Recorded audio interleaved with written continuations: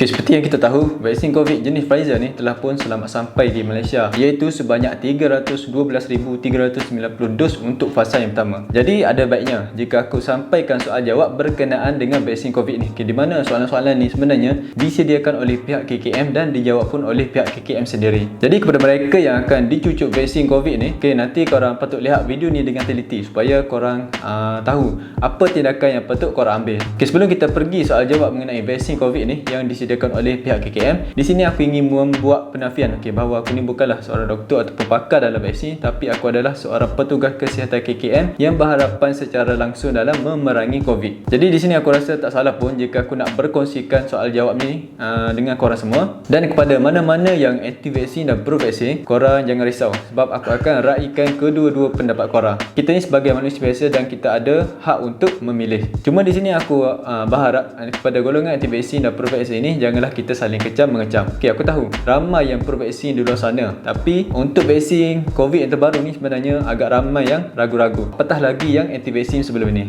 Okay, sekarang ni mari kita lihat soal jawab mengenai vaksin COVID-19 ni. Okay, di sini aku ada 10 soal jawab yang patut korang ambil tahu dan korang ambil cara supaya tak ada berlaku salah faham selepas ini. Okay, soalan yang pertama, bagaimana vaksin COVID-19 ni bertindak di dalam tubuh badan kita? Okay, di sini aku cerita sikit lah, okay, macam mana proses-proses yang akan berlaku. Okay, vaksin COVID-19 ni adalah sejenis vaksin menggunakan jenis teknologi mRNA, iaitu Messenger Ribonucleic Acid. Okay, dalam vaksin mRNA ni dia ada sejenis selaput, di mana selaput ni berperanan untuk melindungi mRNA daripada bertindak balas dengan enzim di dalam tubuh badan kita. Okay, supaya vaksin tadi dapat memasuki sel imun dengan selamat. Okay, lepas tu vaksin mRNA tadi akan menghasilkan satu protein yang dikenali sebagai spike protein. Okay, di mana spike protein ni ia akan merangsang imuniti badan kita untuk melawan virus COVID. Kemudian lepas vaksin mRNA tadi berjaya hasilkan spike protein, seterusnya ia akan dimusnahkan oleh enzim yang ada dalam sel badan kita ni. So vaksin yang masuk dalam tubuh badan kita tadi bukan kekal, ia cuma untuk merangsang menghasilkan antibody supaya dapat melawan virus COVID ni. Jadi senang kata, bila kita dah cucuk vaksin tadi, ia akan ada askar khas yang dihasilkan dalam tubuh badan kita ni untuk melawan virus COVID. Okay, soalan yang kedua, bolehkah vaksin COVID-19 ni mengubah DNA ataupun genetik seseorang? Okay, jawapannya adalah tidak. Okay, vaksin COVID-19 ni tidak boleh mengubah DNA ataupun genetik seseorang sebab mRNA tadi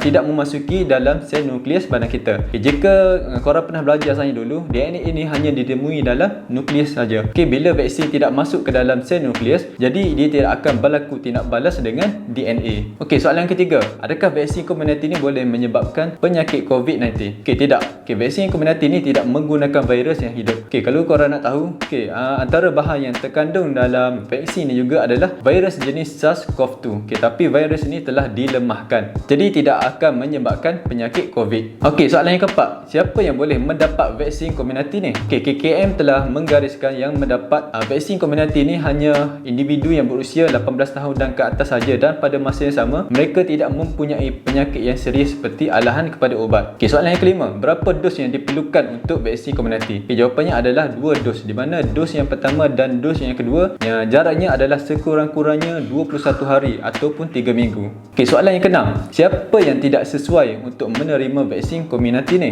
Okey, antara golongan-golongan yang ataupun individu yang tidak sesuai untuk dicocok vaksin ni adalah, okey, yang pertama, individu yang mempunyai sejarah alahan yang serius. Okey, yang kedua, individu yang mengalami alahan yang serius selepas menerima dos yang pertama. Okey, yang ketiga adalah individu yang menjalani pemindahan organ seperti buah pinggang kurang dari 3 bulan. Okey, yang keempat, individu yang sedang menjalani rawatan kanser seperti kemoterapi dan radioterapi. Okey, yang kelima, individu yang menghidap penyakit HIV dengan sel darah putih ataupun CD4 kurang daripada 200. Okey, yang keenam, ibu yang mengandung. Okey, yang ketujuh, individu yang sedang demam. Okey, yang ke-8, individu yang mempunyai darah platelet yang rendah. Okay, dan mungkin akan ada penambahan lain lagi dari semasa ke semasa. Jadi sebelum korang divaksin tu, okey, pastikan korang sudah mendapat penerangan yang jelas dari ahli petugas kesihatan, sebab sebelum divaksin mereka akan beri dahulu penerangan mengenai vaksin tersebut. Okey, pastikan korang juga tanya mengenai side effect lepas dicucuk vaksin. Okey, soalan yang ketujuh, adakah saya boleh terus balik selepas diberi suntikan vaksin COVID-19? Okey, setiap individu yang telah menerima suntikan vaksin COVID-19 ni